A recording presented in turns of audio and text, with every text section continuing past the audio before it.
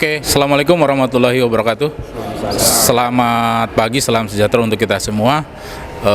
Kaum buruh dimanapun berada, hari ini kita ada di Mahkamah Konstitusi menghadiri persidangan lanjutan, yaitu dengan agenda mendengarkan keterangan saksi ahli bidang hukum tata negara dan juga saksi fakta yang kita ajukan dari anggota DPR RI. Ada dua saksi fakta yang diajukan oleh 15 prinsipal dalam agenda sidang hari ini. Kita sekarang tinggal menunggu proses persidangan, ya. Jadi kawan-kawan sekalian bisa menyaksikan live di berbagai macam channel, ada channel GSBI, ada LEM TV, ada juga KSPSI channel, ya, kawan-kawan sekalian, dan banyak lagi channel-channel yang lain. Sebentar lagi sidang akan dimulai. Mungkin juga kawan-kawan yang lain, ada kawan-kawan pimpinan Serikat Pekerja Serikat Buruh yang hadir yang akan memberikan penjelasan sebelum kita akan memulai persidangan. Silakan, ada yang mau menyampaikan? Cukup? Oke. Ya, saksi ahli untuk hukum tata negara kita mengajukan Pak Peri Amsari, ya, dan dari saksi fakta dari anggota DPR RI Bu Ledia Hanifah dari Partai Keadilan Sejahtera, ya. Itu yang akan menjadi saksi fakta, termasuk juga dari Ketua Umum KSPSI, ya. Itu saja kawan-kawan sekalian. Nanti kita akan laporkan lagi setelah proses persidangan selesai. Terima kasih. Assalamualaikum warahmatullahi wabarakatuh. Waalaikumsalam. Hidup buruh. Hidup. Hidup buruh. Hidup. Hidup buruh. Hidup. Assalamualaikum warahmatullahi wabarakatuh. Alhamdulillahirabbil alamin. Allahumma shalli ala Muhammad wa ala ali Muhammad. Izinkan yang mulia saya menyampaikan keterangan ahli yang sengaja saya berjudul Final dan Mengikat Putusan Mahkamah Konstitusi, Penghormatan terhadap putusan dan konsistensi Mahkamah dalam perkara pengujian undang-undang. Yang mulia Ketua dan Hakim Konstitusi, para termohon, pemohon dan kuasanya, serta hadirin yang berbahagia. Pengujian undang-undang dalam ketatanegaraan modern terus mengalami perkembangan. Perdebatan mengenai penafsiran hakim dalam menjatuhkan putusan pengujian undang-undang terus menjadi pergunjingan ilmiah, baik di dalam negeri maupun di luar negeri, yang dalam konteks terutama soal interpretasi konstitusi. Metode yang dibahas itu sangat beragam sekali.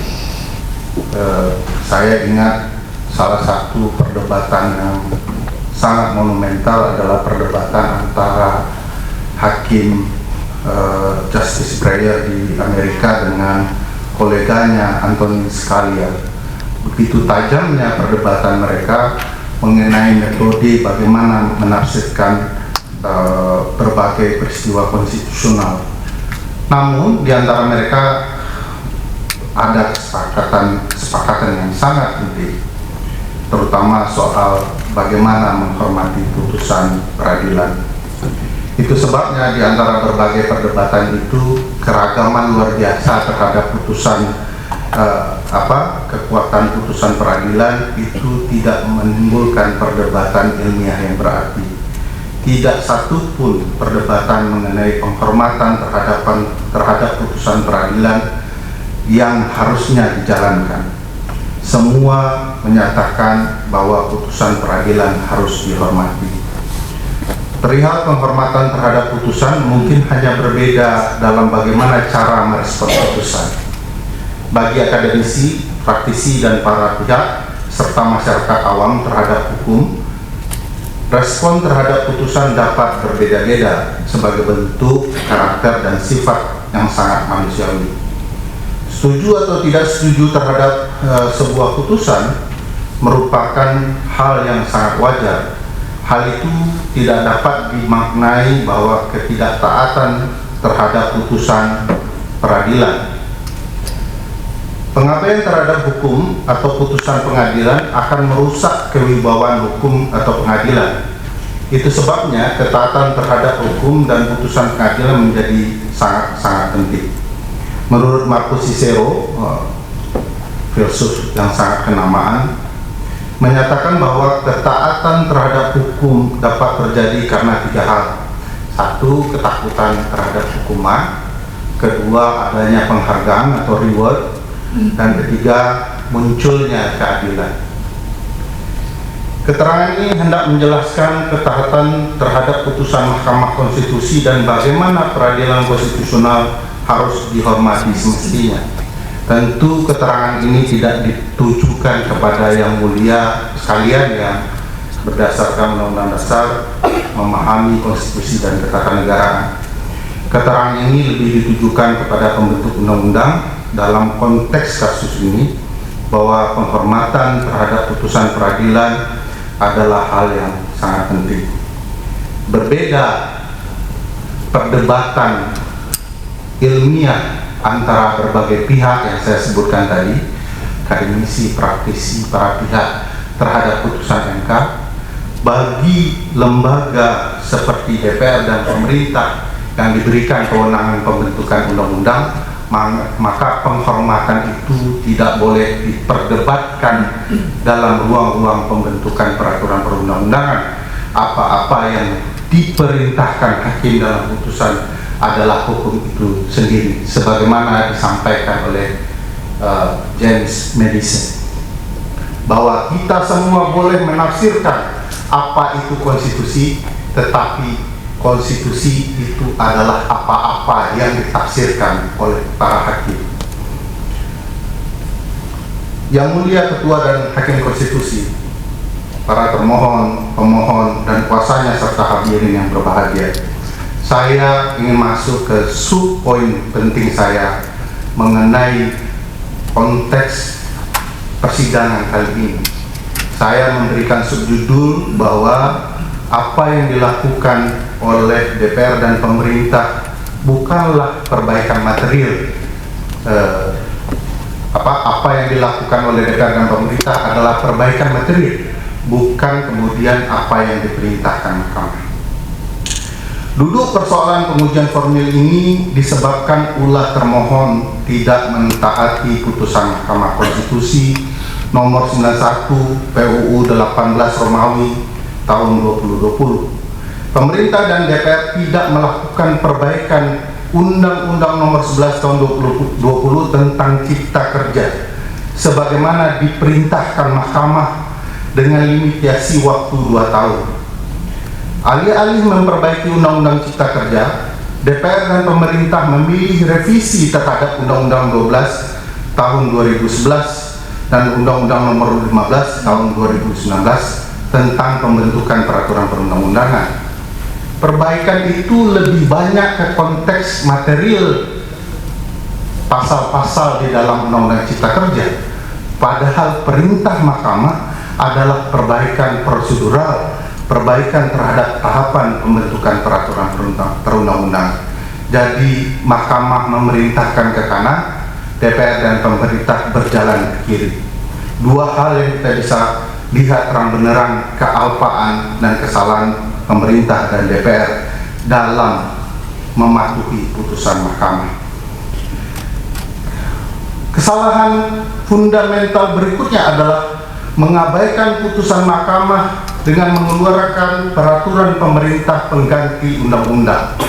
Padahal Undang-Undang Cipta Kerja dalam posisi dibekukan melalui putusan inkonstitusional bersyarat yang diputuskan Mahkamah. Perpu ini disebut sebagai upaya melakukan perbaikan Undang-Undang Cipta Kerja, dimention di dalam Undang-Undang Cipta Kerja yang baru melalui Perpu tersebut. Sejak kapan, menurut saya ini pertanyaan penting, sejak kapan Perpu dianggap sebagai proses revisi sebuah undang-undang, apalagi diperintahkan oleh Mahkamah yang diperbaiki adalah tahapan? Perpu adalah emergency law yang dibentuk karena keadaan hal ihwal kegentingan memaksa. Di dalam ketentuan pasal 22 Undang-Undang Dasar 1945 terang benderang bahwa karena hal ihwal kegentingan memaksa, maka pemerintah dalam hal ini Presiden dapat mengeluarkan Perpu Dalam putusan Mahkamah nomor 138 sudah diterangkan apa saja elemen penting agar pemerintah, dalam hal ini Presiden, bisa mengeluarkan Perpu. Satu, ada kekosongan hukum. Dua, ada hukum tetapi tidak menyelesaikan masalah. Dan ketiga, diperlukan waktu cepat untuk mengatur sesuatu yang dianggap sebagai keadaan yang memaksa, hal ihwal yang memaksa itu. Dalam rangka mendukung angka pengabaian terhadap putusan mahkamah itu, Dewan Perwakilan Rakyat menyatakan bahwa Perpu nomor 2 tahun 2022 tentang Cipta Kerja merupakan salah satu agenda penting dan strategis untuk diselesaikan di masa persidangan 3 tahun sidang 2022 hingga 2023. Pemerintah mengklaim Perpu Cipta Kerja menggantikan Undang-Undang Nomor 11 Tahun 2002 tentang Cipta Kerja. Namun perlu dipahami bahwa dikeluarkan Perpu Aqua merupakan kegagalan pemerintah dan DPR dalam memahami substansi dalam putusan Mahkamah Konstitusi. Kalau dilihat amarnya, Yang Mulia Ibu Bapak sekalian hadir dalam ruangan ini, jelas Mahkamah perintahnya terhadap 3 tahapan perencanaan, pembentukan, dan pembahasan untuk diperbaiki. Dan hebatnya kalau Yang Mulia perhatikan Undang-Undang 13, DPR menginterpretasikannya lebih dari itu. Tidak hanya di 3 tahapan, tapi di 5 tahapan. Seperti marah gitu ya, diperintahkan 3, dilakukan 5. Jadi di seluruh tahapan diminta untuk dilakukan partisipasi publik yang bermakna, meaningful participation. Dari 3 yang saya sebutkan, ditambahkan lagi tahapan persetujuan dan pengundangan. Sejak kapan tahapan pengundangan diperlukan partisipasi publik? Ini pembentukan undang-undang seolah-olah mengabaikan putusan MK dan tidak mengerti maksud di dalam putusan MK soal 3 tahapan yang diiringi oleh pemberian 3 hak terhadap tahapan-tahapan tersebut. Jadi bagi saya, DPR dan pemerintah sedang bermain-main tentang apa yang harusnya menjadi konstitusional dan apa yang tidak konstitusional, dengan mengabaikan dan bahkan mungkin tidak memperhatikan secara cermat apa yang dimaksud di dalam putusan Mahkamah Konstitusi tersebut. Setelah lebih dari 1 tahun tidak ada juga pembahasan yang berarti di DPR terhadap Perpu, lalu tiba-tiba kemudian terjadi persetujuan. Yang uniknya, saya mohon maaf ini mengulang persidangan Cipta Kerja sebelumnya, Yang Mulia, saya menyampaikan kalau kita tidak menghormati Undang-Undang Dasar dan Undang-Undang, sebaiknya memang kelas ilmu perundang-undangan kita tiadakan saja, karena hampir relatif tidak diperlukan dan tidak ada gunanya kuliah tersebut. Di dalam pasal 22 Undang-Undang Dasar 1945, rangkaian proses Perpu itu sudah terang-benderang bahwa Perpu karena hal ihwal kegentingan memaksa dan menurut ketentuan pasal 22 ini harus mendapatkan persetujuan pada masa sidang berikut, ditindaklanjuti oleh ketentuan pasal 52 Undang-Undang 12 tahun 2011 bahwa masa sidang berikutnya menurut penjelasan pasal ini adalah sidang pertama setelah dikeluarkannya Perpu. Apa yang dimaksud sidang pertama itu adalah sidang paripurna yang menurut ketentuan pasal 22 Undang-Undang Dasar, kalau kemudian tidak mendapat persetujuan maka otomatis Perpu ini dibatalkan. Apa yang terjadi pada sidang paripurna pertama? Sama sekali tidak terjadi kesepakatan. Masa sidang itu dilewati tanpa ada pembahasan Perpu. Teman-teman di DPR menyatakan bahwa ini sudah jadi kebiasaan. Setidak-tidaknya menurut pengamatan saya yang sederhana ada 6 Perpu yang kemudian tidak melalui sidang paripurna pertama pada periode Perpu setelah diajukan oleh Presiden, dijadikan undang-undang. Padahal ini bukan kebiasaan ketatanegaraan. Kebiasaan ketatanegaraan itu tidak boleh mendabrak Undang-Undang Dasar dan undang-undang. Kebiasaan ketatanegaraan hanya muncul ketika di dalam undang-undang dasar dan undang-undang tidak diatur hal tersebut dan dianggap sebagai sebuah tradisi yang perlu dilestarikan sehingga kemudian prakteknya bisa dijalankan di proses-proses berikutnya. Ini merupakan kealpaan cara memandang konteks hukum tata negara. Ada semacam cara pandang untuk melabrak apa saja yang diatur dalam undang-undang dasar dan undang-undang demi tujuan-tujuan yang tidak terang benderang. Itulah yang saya lihat dan saya baca dari cara-cara pemerintah dan DPR mengubah putusan Mahkamah Konstitusi dengan mengeluarkan Perpu dan menjadikannya undang-undang. Yang Mulia Ketua dan Hakim Konstitusi, para termohon, pemohon dan kuasanya serta hadirin yang berbahagia, peraturan pemerintah pengganti undang-undang merupakan salah satu bentuk perundang-undangan yang berlaku dalam sistem norma hukum Indonesia. Istilah peraturan pemerintah sebagai pengganti undang-undang itu diatur di dalam pasal 22 yang saya sebutkan tadi. Dan oleh karenanya perlu diperhatikan berbagai pandangan ahli mengenai kenapa Perpu harus dikeluarkan. Prof. Jimli misalnya menyebutkan ada 3 keadaan. Ada kebutuhan yang mendesak atau bertindak reasonable necessity, kebutuhan yang diperlukan. Kedua, waktu yang tersedia terbatas. Ini agak mirip dengan apa yang diputuskan MK dalam putusan 138 tahun 2009. Kemudian yang ketiga, tidak tersedia alternatif lain dan menurut penalaran yang wajar beyond reasonable doubt, alternatif lain diperkirakan tidak dapat mengatasi keadaan. Kalaulah 3 poin ini dan 3 poin putusan Mahkamah 138 dianggap oleh DPR sebagai sebuah alternatif yang tidak ada pilihan lain, kenapa Mahkamah kemudian memberikan pilihan 2 tahun untuk melakukan perbaikan? Bukankah ini juga alternatif necessity yang harus dihormati? Bukankah keadaan itu terang benderang oleh Mahkamah?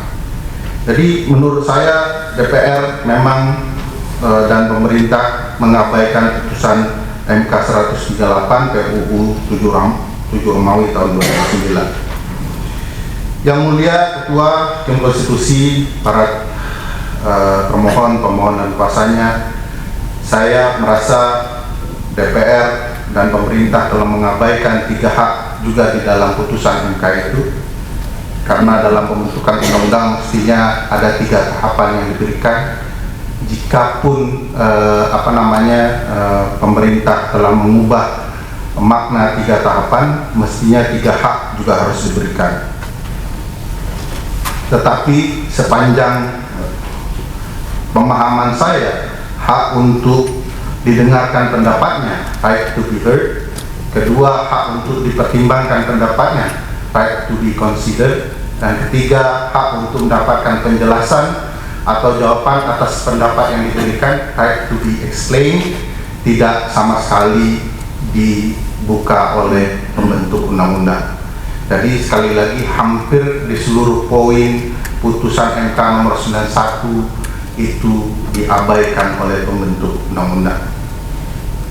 Padahal Mahkamah sendiri di dalam putusannya menyampaikan partisipasi masyarakat dalam satu pembentukan undang-undang itu bertujuan untuk satu, menciptakan kecerdasan kolektif yang kuat. Bagi saya tidak hanya soal kecerdasan kolektif, tetapi membangun atau menciptakan jembatan bridging antara konstituen dan pembentuk undang-undang.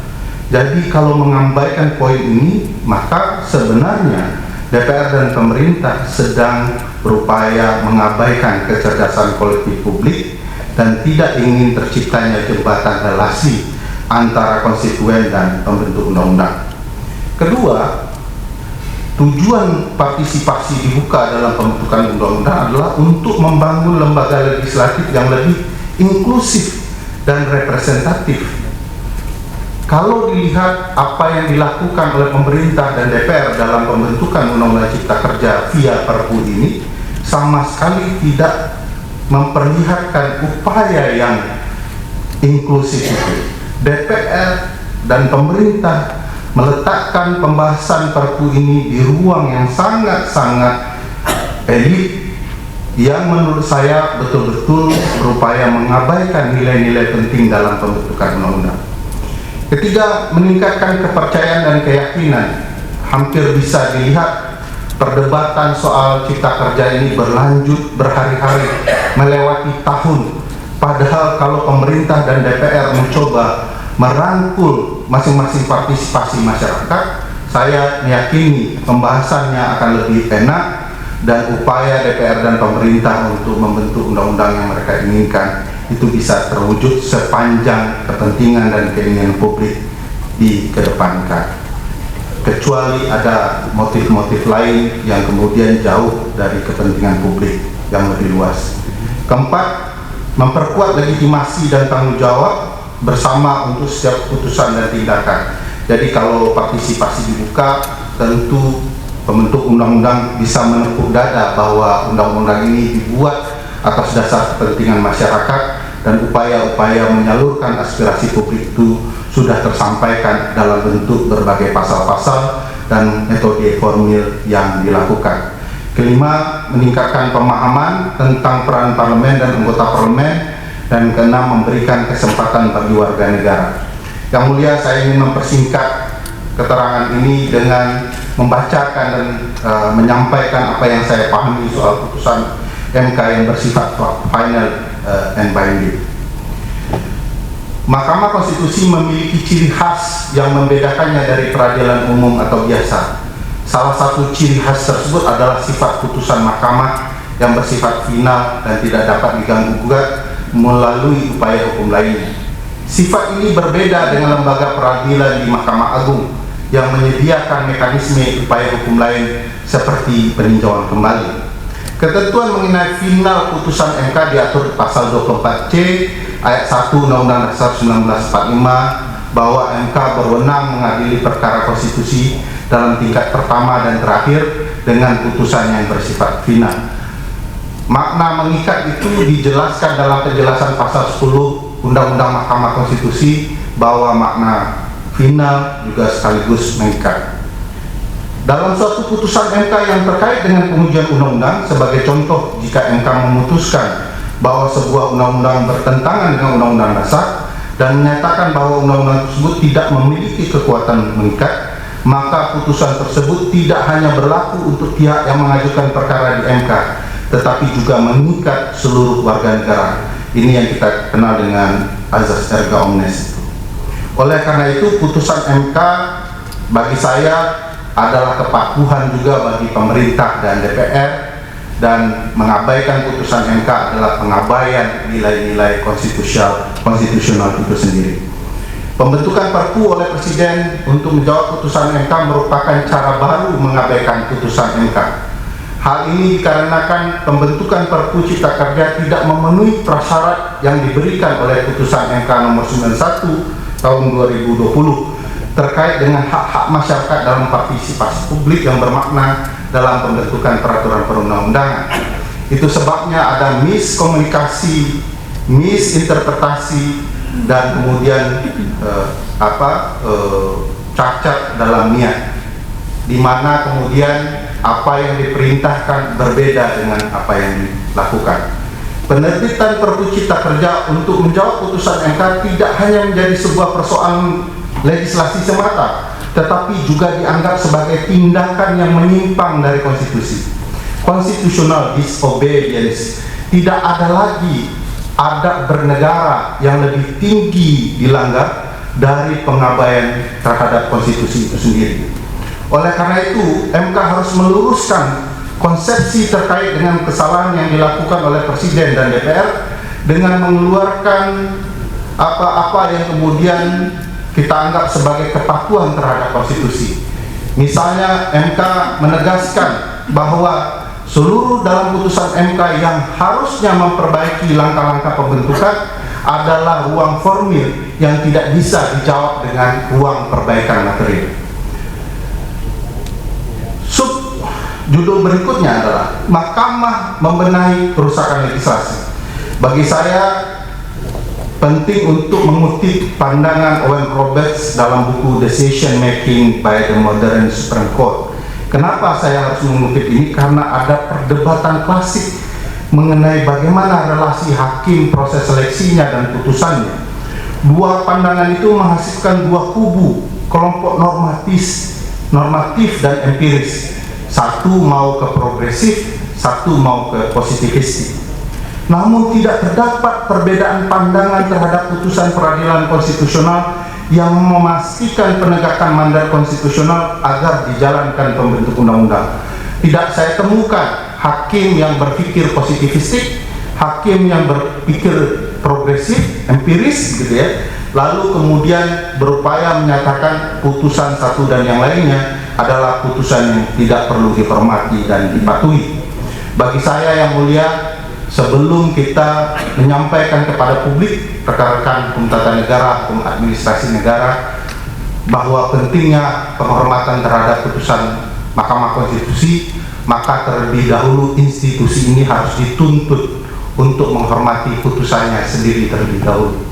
Jangan tanyakan kepada publik kenapa Anda tidak patuh pada putusan MK jika MK sendiri tidak menegakkan dan mematuhi putusannya sendiri. Putusan 91 adalah putusan yang patut dihormati oleh seluruh pihak, termasuk oleh Presiden dan DPR. Untuk itu, mudah-mudahan Mahkamah dibantu Allah yang Maha Kuasa untuk menegakkan putusan Mahkamah itu sendiri. Mudah-mudahan keterangan ini membantu yang mulia sekalian menemukan rasa keadilan di masyarakat. Akhir kata, Assalamualaikum warahmatullahi wabarakatuh. Assalamualaikum warahmatullahi wabarakatuh. Yang mulia Majelis Hakim Konstitusi, para pemohon dan kuasanya, hadirin yang berbahagia. Saya ingin menyampaikan beberapa catatan sebagai peserta pembahasan dalam Perpu nomor 2 tahun 2022 tentang Cipta Kerja. Yang mulia, Perpu nomor 2 tahun 2022 tentang Cipta Kerja disahkan menjadi undang-undang bukan pada masa sidang pertama DPR setelah Perpu ditetapkan oleh pemerintah. Menurut pengetahuan saksi, pimpinan DPR telah menerima surat dari Presiden Republik Indonesia tanggal 9 Januari 2023 perihal RUU tentang penetapan Perpu nomor 2 tahun 2022 tentang Cipta Kerja menjadi undang-undang. Pada rapat paripurna DPR RI ke-15 masa persidangan 3 tahun sidang 2022-2023 hari Selasa 7 Februari 2023, Wakil Ketua DPR RI Bapak Sufmi Dasko merinci surat Presiden yang telah diterima oleh pimpinan DPR, yang salah satunya adalah surat Presiden perihal Perpu tentang Cipta Kerja tersebut. Dalam keterangannya juga disampaikan bahwa surat Presiden tersebut telah dan akan ditindaklanjuti sesuai dengan ketentuan Peraturan DPR RI nomor 1 tahun 2020 tentang tata tertib dan mekanisme yang berlaku. Pembahasan RUU tentang penetapan Perpu nomor 2 tahun 2022 tentang Cipta Kerja menjadi undang-undang dilakukan oleh Badan Legislasi DPR RI berdasarkan surat nomor T-TW/17-01/02/2023 tanggal 14 Februari 2023. Menurut pengetahuan saksi, Badan Legislasi telah melakukan rapat-rapat dalam rangka pembahasan RUU tentang penetapan Perpu Cipta Kerja tersebut, yaitu A. Rapat kerja dengan Menteri Koordinator Bidang Perekonomian RI, Menteri Koordinator Bidang Politik, Hukum, dan Keamanan RI, Menteri Ketenagakerjaan RI, Menteri Agama RI, Menteri Hukum dan HAM RI, serta pimpinan dan anggota Panitia Perancang Undang-Undang DPD RI pada Selasa 14 Februari 2023. Rapat dengar pendapat umum dengan para pakar, yaitu Prof. Ahmad Ramli, Prof. Satria Arinanto, Prof. Nindyo Pramono, Prof. Aidul Fitri Siada Azhari, Dr. Ahmad Reddy SHMH, Dr. Ahmad SHMH, Zulfian Syafrian SEMST PhD, Dr. Raden Pardede, Dr. Sofyan Jalil SHMALD, dan Dr. Reza Siregar dilakukan pada hari Selasa 14 Februari 2023. Kemudian dilanjutkan dengan rapat panja pembahasan RUU tentang penetapan Perpu nomor 2 tahun 2022 tentang Cipta Kerja menjadi undang-undang pada hari Rabu 15 Februari 2023. Setelah itu dilanjutkan dengan rapat kerja dengan Menteri Koordinator Bidang Perekonomian RI, Menteri Koordinator Bidang Polhukam RI, Menteri Ketenagakerjaan RI, Menteri Agama RI, Menteri Hukum dan HAM RI, serta pimpinan dan anggota panitia perancang Undang-Undang DPD RI dalam rangka pengambilan keputusan atas hasil pembahasan RUU menjadi penetapan Perpu nomor 2 tahun 2022 tentang Cipta Kerja menjadi undang-undang pada hari Rabu 15 Februari 2023. Badan Legislasi DPR menyetujui RUU tentang penetapan Perpu nomor 2 tahun 2022 tentang Cipta Kerja menjadi undang-undang pada hari Rabu 15 Februari 2023 untuk dilanjutkan pada pembicaraan tingkat 2. Adapun dari 9 fraksi yang hadir, 2 diantaranya menolak penetapan Perpu tentang Cipta Kerja menjadi undang-undang ini, yaitu fraksi Partai Keadilan Sejahtera (FPKS) dan fraksi Partai Demokrat. Perpu nomor 2 tahun 2022 tentang Cipta Kerja disahkan menjadi undang-undang pada rapat paripurna masa persidangan 4 tahun sidang 2022-2023 Selasa 21 Maret 2023. Pada rapat paripurna pengesahan Perpu tentang Cipta Kerja tersebut, fraksi Partai Keadilan Sejahtera menyampaikan interupsi, yaitu sebagai berikut. Pertama, fraksi PKS menyatakan bahwa Perpu nomor 2 tahun 2022 tentang Cipta Kerja harus dicabut karena belum disahkan menjadi undang-undang dalam masa persidangan 3 tahun sidang 2022-2023 di DPR yang dimulai pada 10 Januari 2023 dan sudah berakhir pada 16 Februari 2023. Kedua, fraksi PKS menyatakan bahwa berdasarkan pasal 22 Undang-Undang Dasar Negara Republik Indonesia tahun 1945 dan Undang-Undang tentang Pembentukan Peraturan Perundang-undangan dijelaskan bahwa Perpu harus mendapat persetujuan DPR dalam persidangan berikut. Dalam penjelasan pasal 52 Undang-Undang tentang Pembentukan Peraturan Perundang-undangan disebut bahwa persidangan berikut adalah masa sidang pertama DPR setelah Perpu ditetapkan. Adapun Perpu Cipta Kerja diterbitkan pada 30 Desember 2022, artinya pengesahan Perpu Cipta Kerja sudah melampaui waktu yang ditetapkan dalam peraturan perundang-undangan. Fraksi PKS menegaskan bahwa persetujuan atas Perpu nomor 2 tahun 2022 tentang Cipta Kerja pada pembicaraan tingkat 1 di Badan Legislasi DPR tidak mencerminkan persetujuan DPR sebagaimana yang dimaksud dalam konstitusi dan undang-undang, karena persetujuan paling tinggi dan final dari pembahasan undang-undang atau penetapan peraturan pemerintah pengganti undang-undang adalah pada pembicaraan tingkat 2 di rapat paripurna DPR RI. Oleh karena itu, fraksi PKS mendesak Perpu nomor 2 tahun 2022 tentang Cipta Kerja harus segera dicabut dan dinyatakan tidak berlaku melalui pengajuan RUU tentang pencabutan Perpu nomor 2 tahun 2022 tentang Cipta Kerja yang mengatur segala akibat hukum dari pencabutan Perpu. Yang Mulia Majelis Hakim Konstitusi, penerbitan Perpu nomor 2 tahun 2022 tentang Cipta Kerja tidak memenuhi persyaratan adanya hal ihwal kegentingan yang memaksa. Sebagai anggota DPR yang menjadi anggota panja pembahasan RUU tentang penetapan Perpu nomor 2 tahun 2022 tentang Cipta Kerja menjadi undang-undang, saksi melakukan penelaahan untuk menilai objektivitas Perpu tersebut sebagai pertimbangan untuk menerima atau menolak penetapan Perpu tentang Cipta Kerja menjadi undang-undang. Berdasarkan pengetahuan yang saksi ketahui bahwa penerbitan Perpu harus memenuhi syarat adanya kegentingan yang memaksa berdasarkan putusan Mahkamah Konstitusi nomor 138/PUU slip 7 Romawi /2009, yaitu adanya keadaan atau yaitu kebutuhan mendesak untuk menyelesaikan masalah hukum secara cepat berdasarkan undang-undang yang dibutuhkan tersebut belum ada sehingga terjadi kekosongan hukum, atau ada undang-undang tetapi tidak memadai. Kekosongan hukum tersebut tidak dapat diatasi dengan cara membuat undang-undang secara prosedur biasa karena akan memerlukan waktu yang cukup lama, sedang keadaan yang mendesak tersebut perlu ada kepastian untuk diselesaikan.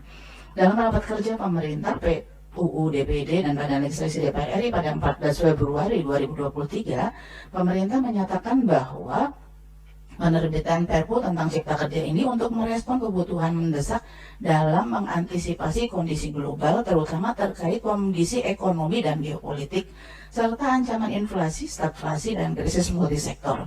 Fraksi PKS menyatakan pendapat melalui pandangan fraksi yang dibacakan pada pengambilan keputusan atas hasil pembahasan RUU tentang penetapan Perpu nomor 2 tahun 2022 tentang Cipta Kerja menjadi undang-undang pada hari Rabu 15 Februari 2023 bahwa tidak ada urgensi yang genting dan mendesak yang bisa dijadikan dasar untuk pemerintah menerbitkan Perpu. Dalam pandangan fraksi tersebut, fraksi PKS menyatakan bahwa ekonomi Indonesia tumbuh 5,72% pada triwulan ketiga tahun 2022 yang menunjukkan tren pertumbuhan di atas 5% selama 4 triwulan berturut-turut. Terbaru, pertumbuhan ekonomi bahkan tumbuh mencapai 5,31% secara tahunan. Angka tersebut merupakan angka yang tertinggi sejak pemerintahan Presiden Joko Widodo. Seiring membaiknya pandemi, konsumsi rumah tangga sebagai penggerak utama perekonomian juga menguat. Dari 4,3% di triwulan pertama 2022 menjadi 5,4% di triwulan keempat tahun 2022.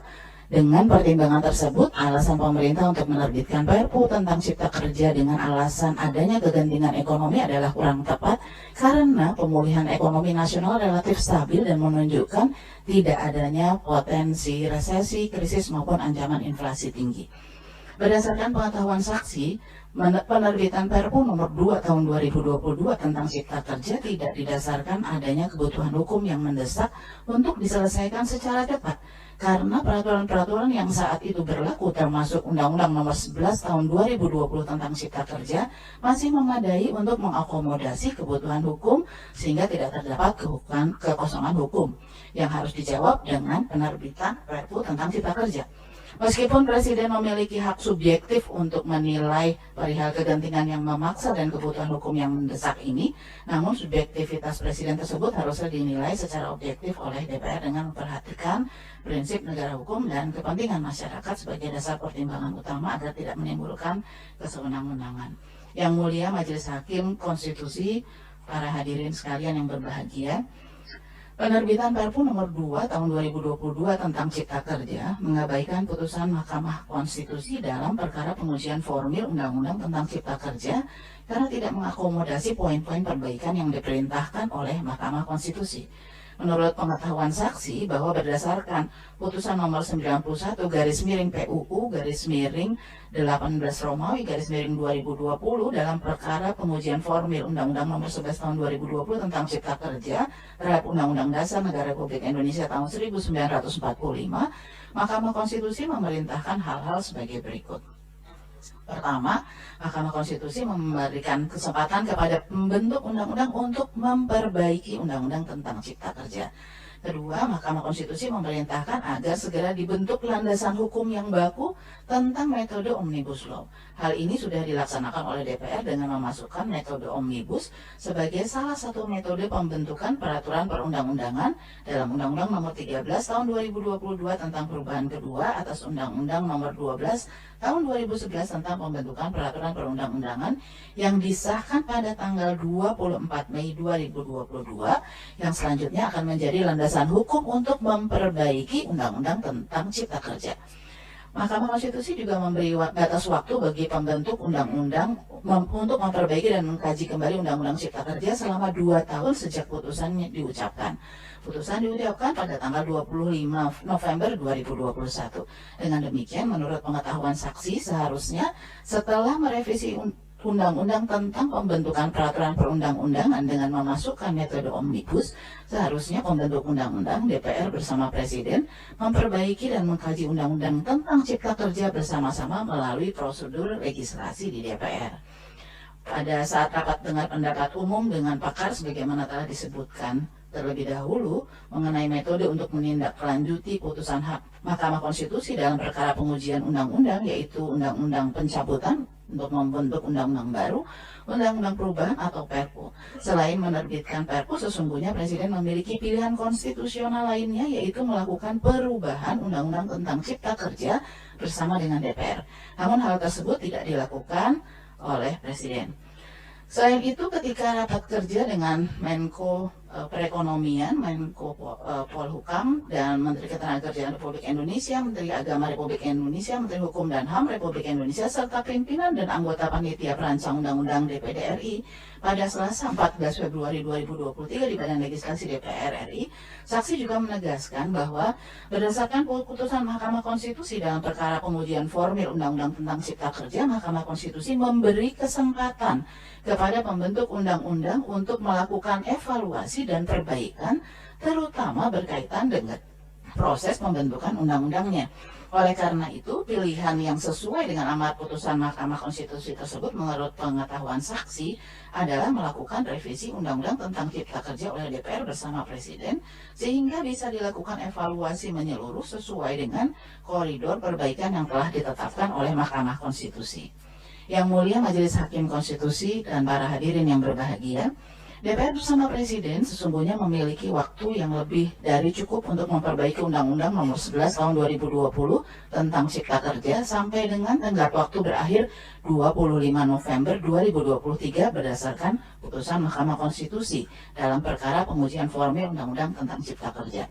Menurut pengetahuan saksi bahwa perubahan Undang-Undang tentang Cipta Kerja sebagai akibat dari putusan Mahkamah Konstitusi merupakan daftar kumulatif terbuka yang merupakan daftar rancangan undang-undang tertentu yang dapat diajukan berdasarkan kebutuhan. Dalam pasal 114 Peraturan DPR Nomor 1 Tahun 2020 tentang tata tertib junto pasal 3 Peraturan DPR Nomor 2 Tahun 2020 tentang pembentukan undang-undang. Karena merupakan daftar kumulatif terbuka, revisi Undang-Undang tentang Cipta Kerja seharusnya dapat dilakukan dengan lebih cepat karena tidak perlu ditetapkan terlebih dahulu dalam daftar prolegnas prioritas tahunan maupun prolegnas jangka menengah. Apalagi tenggat waktu 2 tahun yang diberikan Mahkamah Konstitusi masih berlangsung sampai tanggal 25 November 2023 mendatang. Dengan demikian, keterbatasan waktu untuk memperbaiki Undang-Undang tentang Cipta Kerja merupakan alasan yang mengada-ngada dan dipaksakan. Pada rapat dengar pendapat umum dengan para pakar sebagaimana telah disebutkan di Badan Legislasi pada tanggal 14 Februari 2023, saksi juga menyatakan bahwa sebetulnya masih memungkinkan untuk merevisi Undang-Undang tentang Cipta Kerja melalui mekanisme legislasi di DPR RI mengingat batas waktu yang ditetapkan dalam putusan Mahkamah Konstitusi masih sampai dengan 25 November 2023. Saksi membandingkan bahwa penyusunan Undang-Undang Cipta Kerja yang terdiri atas 1187 halaman saja bisa diselesaikan dalam kurun waktu 6 bulan. Sejak Badan Legislasi DPR membentuk Panja pada 14 April 2020 sampai dengan Undang-Undang tentang Cipta Kerja disahkan pada 5 Oktober 2020. Maka sepanjang pengetahuan saksi, waktu yang diperlukan untuk mengubah Undang-Undang tentang Cipta Kerja idealnya bisa lebih cepat dibandingkan penyusunan Undang-Undang dari tahap awal. Dengan mempertimbangkan waktu pembahasan RUU di DPR tersebut, maka berdasarkan pengetahuan saksi seharusnya metode revisi Undang-Undang tentang Cipta Kerja adalah dengan melakukan perubahan, bukan dengan melalui penerbitan Perpu oleh Presiden. Yang mulia Majelis Hakim Konstitusi, para hadirin yang berbahagia, dengan penerbitan Perpu Nomor 2 Tahun 2022 tentang Cipta Kerja, pembentuk undang-undang tidak bisa mengoptimalkan partisipasi publik secara bermakna, sebagaimana dimaksud pada putusan Mahkamah Konstitusi Nomor 91 /PUU strip 17 Romawi /2020. Menurut pengetahuan saksi bahwa berdasarkan putusan tersebut dalam perkara pengujian formil Undang-Undang Nomor 11 Tahun 2020 tentang Cipta Kerja terhadap Undang-Undang Dasar Negara Republik Indonesia tahun 1945, Undang-Undang Cipta Kerja dinyatakan cacat formil atau inkonstitusional bersyarat karena bertentangan dengan asas-asas pembentukan peraturan perundangan, terutama asas keterbukaan karena pembentuk undang-undang tidak memberikan ruang partisipasi kepada masyarakat secara maksimal dan bermakna. Padahal pilihan penerbitan Perpu ini jelas mengandung konsekuensi bahwa DPR tidak dilibatkan dalam penyusunan normanya, tetapi hanya memiliki kewenangan untuk menyetujui atau tidak menyetujui setelah Perpu ditetapkan dan berlaku secara umum. Berbeda apabila perubahan Undang-Undang Cipta Kerja ini dilakukan bersama-sama dengan DPR, baik pemerintah maupun DPR memiliki kesempatan yang sama untuk memberikan masukan terhadap materi muatan pasal dalam aturan tersebut.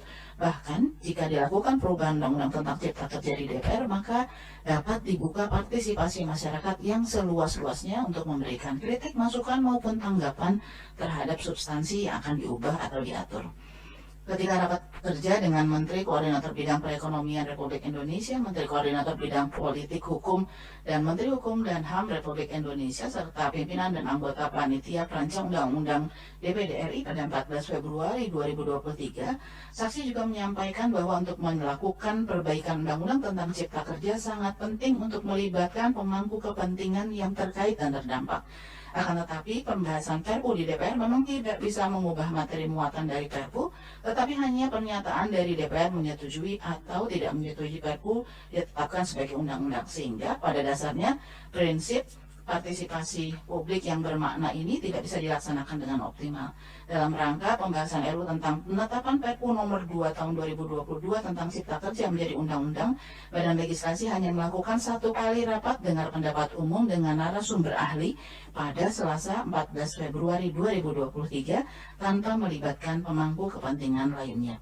Adapun pembahasan Perpu tentang Cipta Kerja di Badan Legislasi hanya dilakukan dalam kurun waktu 2 hari, hari Selasa 14 Februari 2023 sampai dengan Rabu 15 Februari 2023. Yang mulia Majelis Hakim Konstitusi, para hadirin yang berbahagia, demikian catatan yang kami sampaikan. Billahi taufiq wal hidayah. Assalamualaikum warahmatullahi wabarakatuh.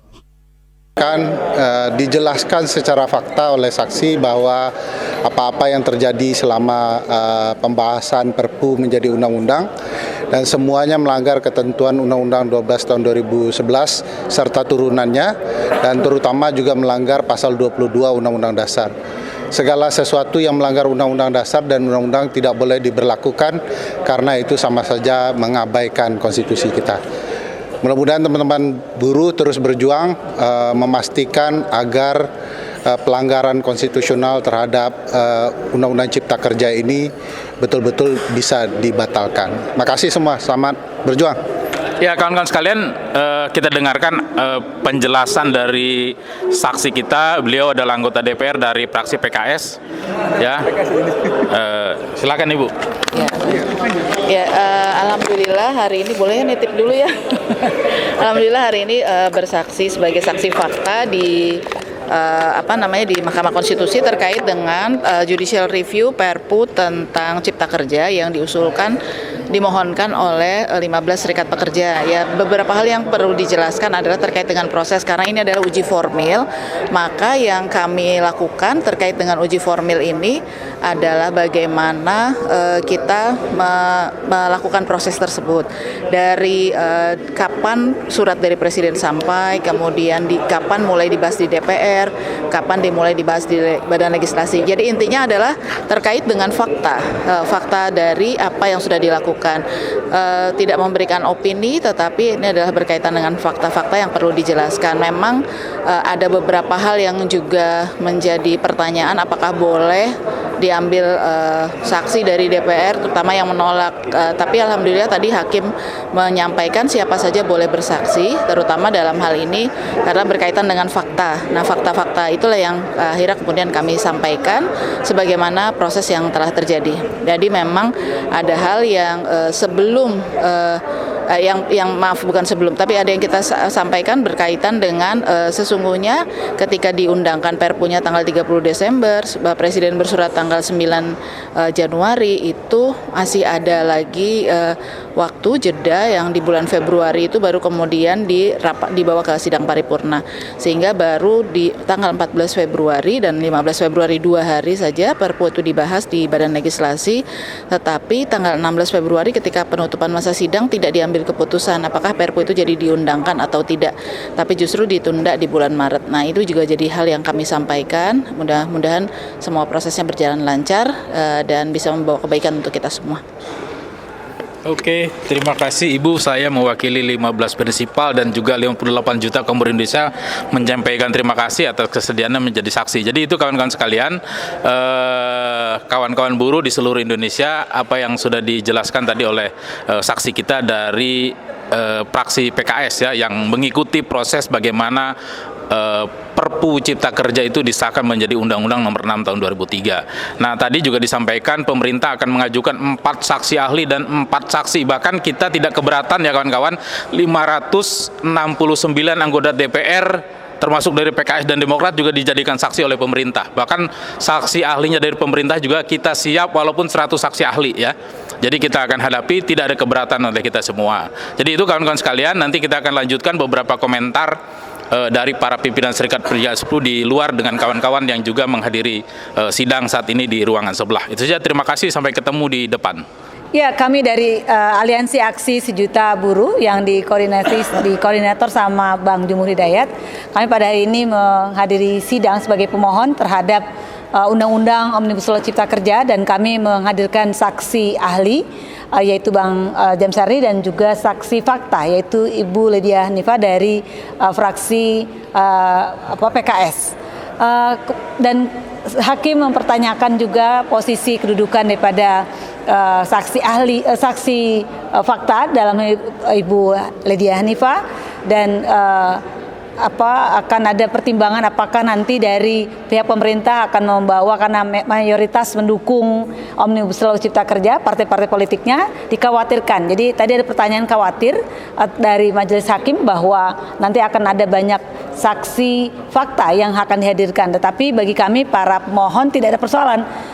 Kurang lebih jumlah anggota DPR itu 500 orang. Kalau perlu 500 orangnya kami dihadirkan, kami juga setuju, nggak ada masalah ya kawan-kawan.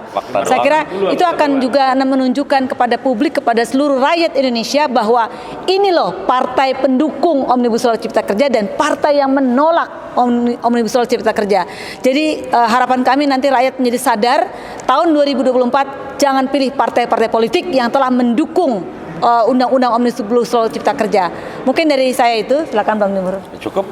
Cukup. Yang lain silakan. Pak Rudi udah, Pak. Bagi kami cukup, dan terima kasih kawan-kawan PKS. Baik. Nah, saya sebagai Wakil Ketua Umum KSPSI Pak Jumur Hidayat, saya cuma satu. Kita tuh tidak takut, karena kita tuh jujur, ya kan?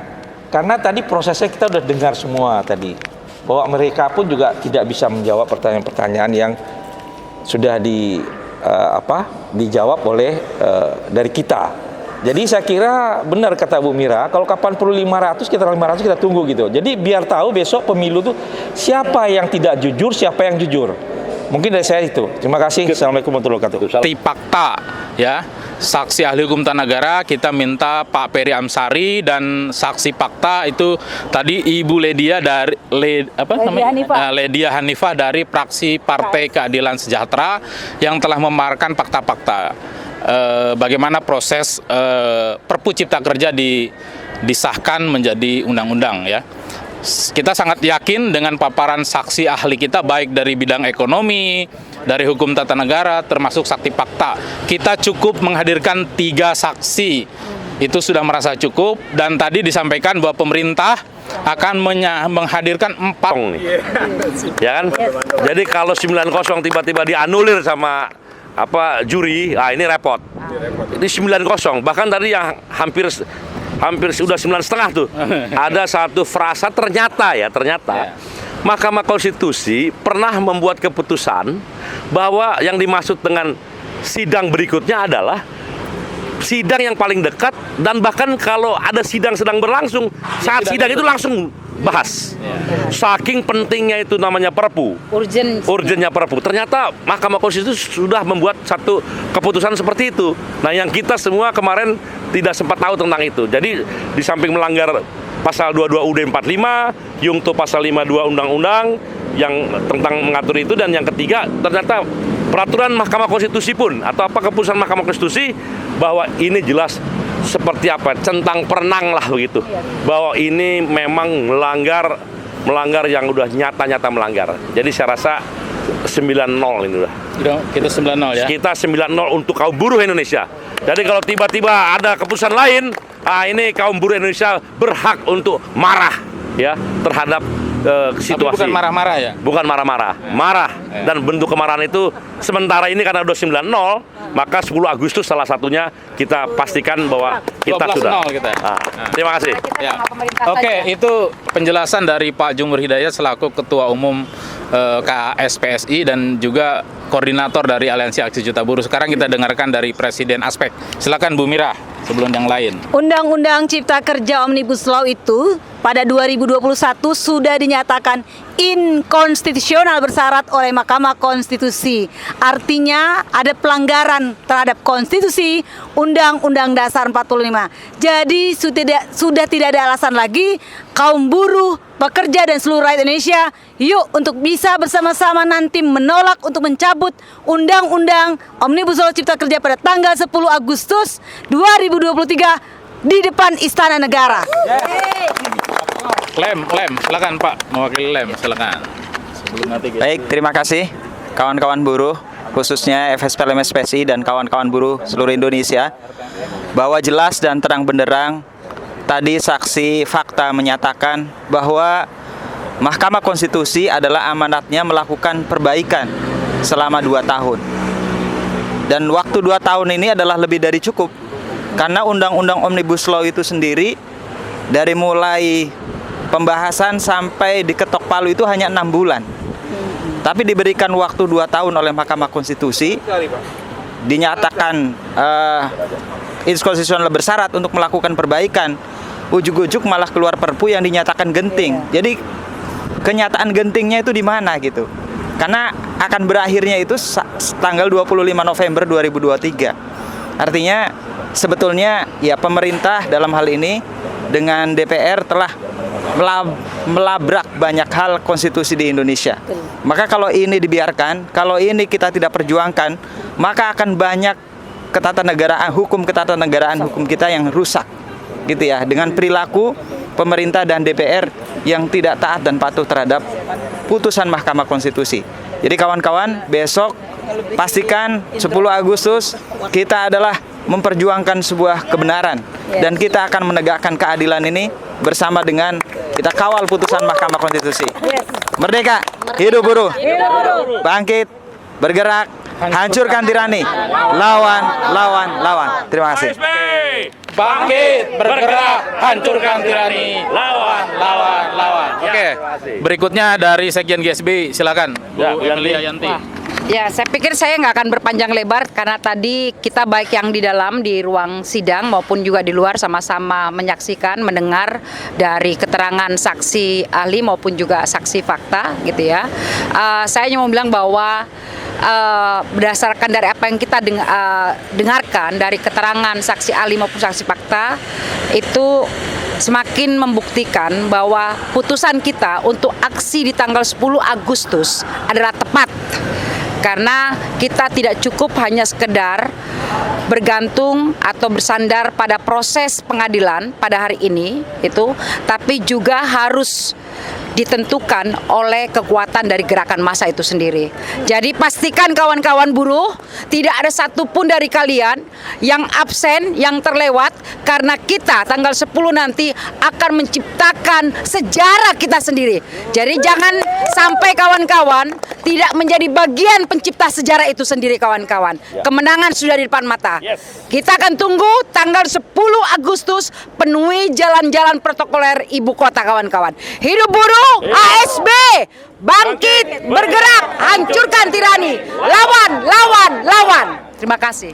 Oke, kawan-kawan sekalian, jadi kita hari ini adalah bagian rangkaian dari kegiatan kita untuk menuju tanggal 10 Agustus 2023. Dan saya minta berikan aplaus buat kawan-kawan kita yang long march dari Bandung ke Jakarta, yang hari ini sudah bergerak dari Karawang Timur menuju Kabupaten Bekasi. Nanti akan bertemu dengan kita tanggal 10. Bahwa tanggal 10 adalah aksi sejati kaum buruh. Di luar tanggal itu bukan aksi sejati kaum buruh. Setuju tidak? Karena kita, Aliansi Aksi Juta Buruh, tidak mau lagi dibohongi, dijanji-janjikan oleh Presiden Jokowi yang sudah berkali-kali memberikan janji. ASB tidak ada kompromi. Kita sudah menyatakan diri tidak mau ketemu Presiden kalau Omnibus Law tidak dicabut. Karena kita bukan kaki tangan pemerintah, kita bukan kaki tangan dari partai-partai politik, tapi ini adalah murni gerakan kaum buruh Indonesia. Ya kawan-kawan sekalian, maka dalam kesempatan ini saya sampaikan mengajak seluruh kaum buruh, serikat pekerja, serikat buruh, baik kerah putih, kerah biru, kalaupun yang tidak punya kerah, kita undang tanggal 10 Agustus 2023 untuk menciptakan sejarah Omnibus Law kita dicabut. Itu saja dari saya, terima kasih. Hidup buruh! Hidup buruh! Hidup buruh! Aliansi Aksi Sejuta Buruh, bangkit, bergerak, hancurkan tirani, lawan, lawan, lawan. Assalamualaikum warahmatullahi wabarakatuh. Kami datang